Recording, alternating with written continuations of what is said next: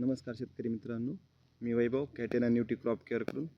तर शेतकरी मित्रांनो, सध्या आपल्याला शेतीमध्ये काय काय अडचणी येत आहेत त्या आपण लक्षात घेतल्या पाहिजे. जर आपली जमीन कडक होते, जमीन चिवट होते, टाकलेल्या खतांचा विघटन होत नाही आहे, ते पिकासाठी पूर्ण उपयोगात येत नाही आहे, मुळांची वाढ होत नाही आहे, झाडाला फुटवे निघत नाही आहे, फळाची साईज होत नाही आहे, चमक येत नाही.